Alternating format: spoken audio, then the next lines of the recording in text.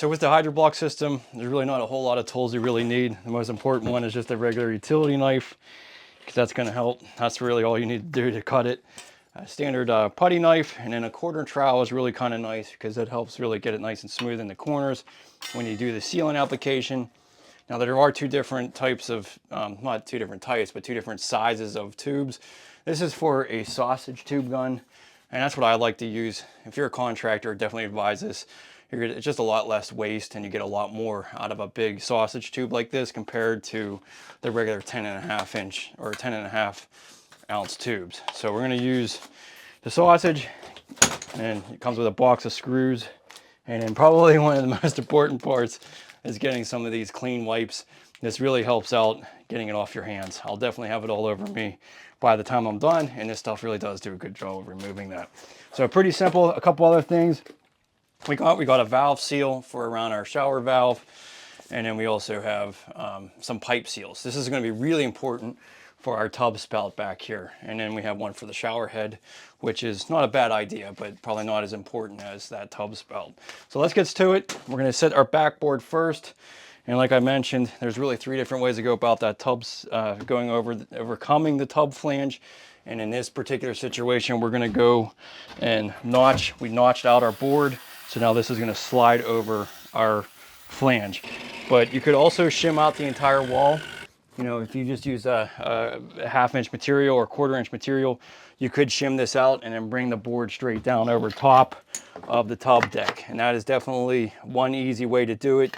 Most of the time you have that ability on the back wall of the shower, but not always so much on the sides because you're kind of coming up with the 2 existing drywall. So we're going to show you another method going over this flange once we get the back wall set. Whether you're overcoming the tub flange and bringing the board straight down, or what we're doing, you want to put a bead of sealant all the way along this flange.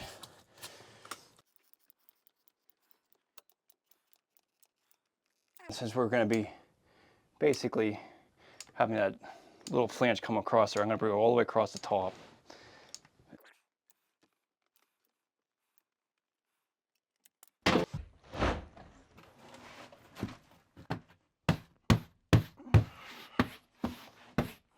So you can kind of see that oozing out of that joint. And that's all nice and straight. So you can see all that sealant kind of oozing out of that joint. That means that we got that nice and sealed in there, and that overcomes that flange pretty nicely. Okay, so on the first row, you kind of want to be 6 inches off of the tub deck. And the main reason for this, and this is kind of the same with the showers as well, is that if you pinch it down here, you could potentially cause too much strain on that little flange piece that we put in there and possibly break that off. But if you're doing basically bringing this down over top of here, you don't want to pull this away from the joint in any way. So bring your first row 6 inches off of the tub deck for your first row. And you're basically just making them flush with the wall.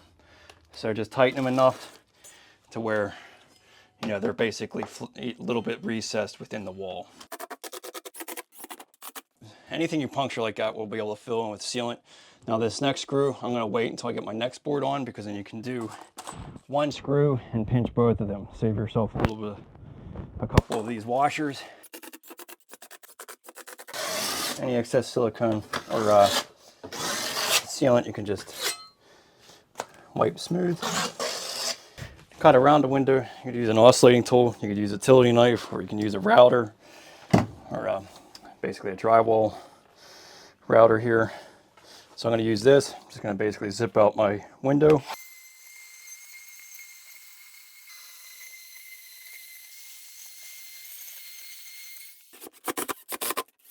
When 2 boards meet, I'm going to put a generous amount of sealant right along that seam here.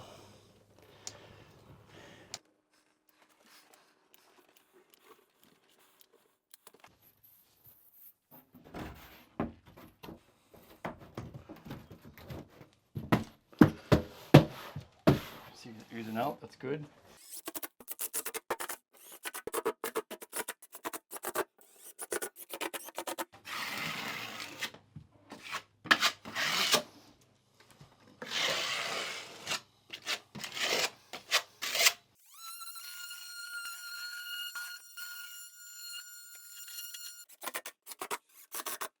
use this little piece. Tell you what, this is a great thing about this type of board is you can, if your ceiling's a little bit uneven, you can just easily scribe cut this. All right, that should be good.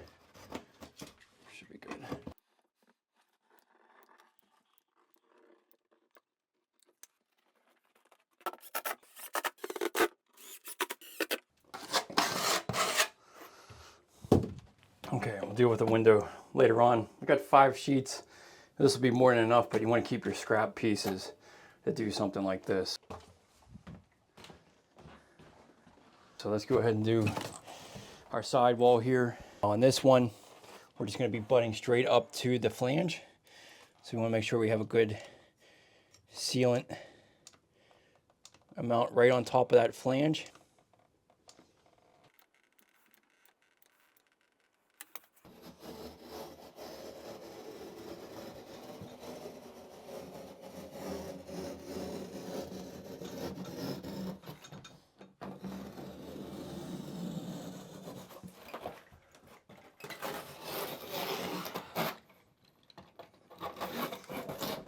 So much easier.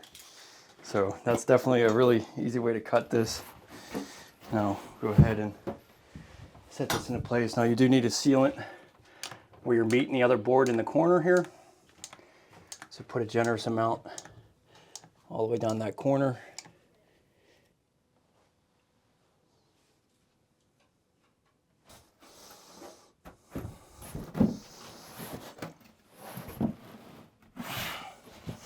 Basically slide this right down to the top of that flange. There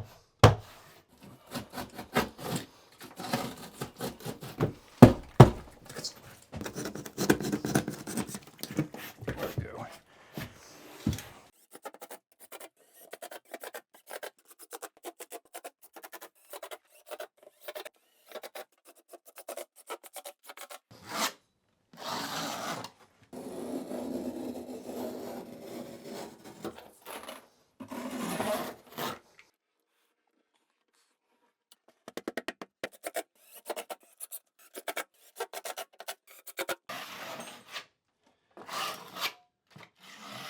Same thing, since we already have shims and everything, and our flange is sticking way out of here, we're gonna have to basically just go on top of the tub flange, so 30.5, 31.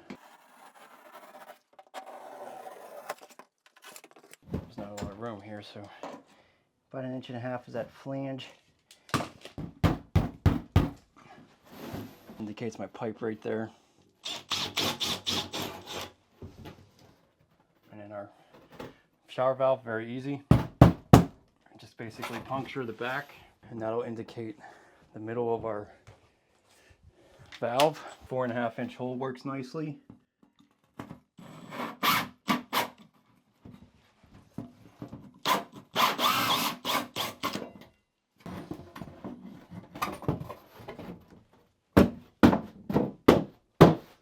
Yep, just like that. Fair amount on the top of your tub flange.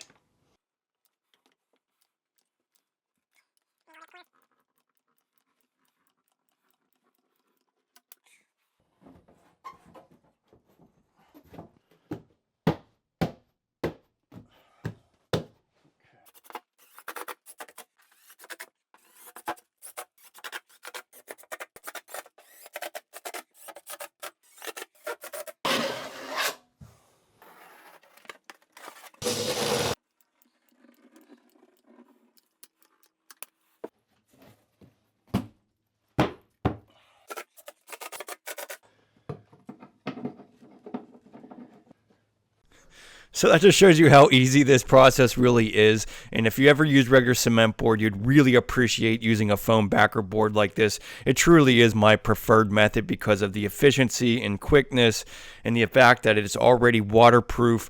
Now there's a couple other steps to this. This is part of my tub shower replacement course. I have 10 tutorials on the waterproofing system of this. So definitely check out my course if you're actually going to be doing this in your own home. There's a lot of extra tips and details that I have outlined in each one of my tutorials. And best of all, if you have any questions, you can always you can ask a question. At the end of each one of my tutorials, I have a comment section. If I don't go over the real specific situation, I'm more than happy to answer your questions or lead you over to another course that shows you a different demonstration of how to go about doing things. That's one thing about bathrooms. Every situation is a little bit different, so it's really helpful for all the comments and questions because that'll just make it better for future content that I'll be creating. So stay tuned for the next video. We're going to go over the waterproofing around a window.